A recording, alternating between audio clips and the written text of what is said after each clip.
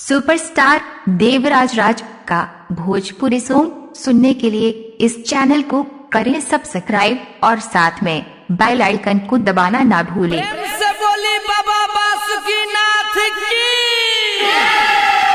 Hello hello hello check हमारे जितने भी माता एवं बहन जल ढारने के लिए आए हैं कृपया लाइन में चले और धक्का धुकी नहीं करे। और हाँ, एक जरूरी सूचना, यहाँ पे लफुओं का टोली आ चुका है। आप लोग सावधानी से रहे और बाबा का नारा लगाते चले। बोल बम का नारा है, बाबा एक सहारा है, बोल बम का नारा है, बाबा एक सहारा है, बाबा नगरिया दूर है, जाना भी जरूर है, बाबा नगरिया दूर है, जाना भी जरूर है। घर हमारे हवे जिला मोतिहारी, धारे बजल हम सबसे आगारी। नहीं सुनाई दे रहा है क्या बोल रहे हैं? देवराज घर हमारे हवे जिला मोतिहारी, धारे बजल हम सबसे आगारी। दीवाना कि जदि करी रुकावट लफुआ सन के टोली। ए भाई, हम खाली मोतिहारी के ना पूरा जिला के लफुआ है। मार देम गोली देव घर में दे बोली, मार देम गोली देव घर में दे बोली, मार देम गोली देवा घर में जे बोली, मार देम गोली चल धारी में जे बोली। तो कहते हैं नीम की लकड़ी कोई चंदन से कम नहीं, कहते हैं नीम की लकड़ी कोई चंदन से कम नहीं, और मेरे बाबा का धाम कोई लंदन से कम नहीं। प्रेम से मिक्स बोलिए बाय देवराज डीजे दीवाना। म्यूजिक डायरेक्टर ससी सिंह बाय देवराज डीजे दीवाना। पेन्हनी हगे रुआ कपड़ा, केहू करी नहीं लफड़ा, सभे कमर लचका है, गला बची नहीं कचरा। नचना है तो सही से नाचो, तो बाहर निकलिए।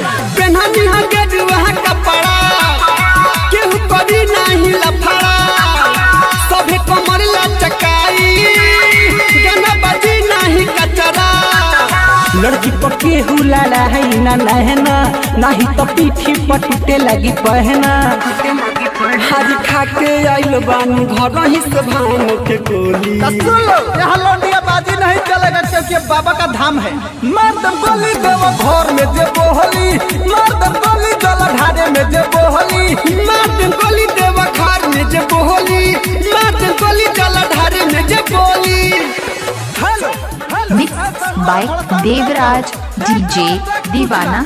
हमारा सिला फ्यूज टीम की तरफ से सभी कंवरिया बम को हार्दिक हार्दिक अभिनंदन करती है और करती रहेगी। Recording by Sheela films Motihari.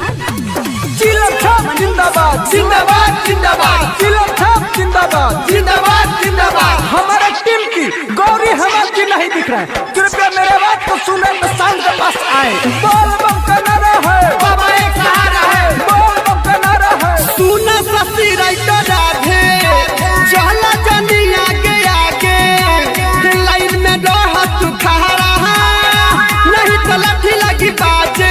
ऐसा सिसी नहीं मानिएगा, लाइन में चलिए, लाइन में। हाँ हाँ, सुनो ससी राइटर राधे, चलो ना तू आगे आगे, लाइन में रह तू खड़ा, नहीं तो डंडा लगी बाजे। रोहित गुडू अशोक के बोला हवा, निकलिस कन्हैया के गाना बाजा हवा। होके भगवती में मगन डीजे पर सब के हुडोली। सब कंवरिया बम मेरे डीजे के पास आके नाचे।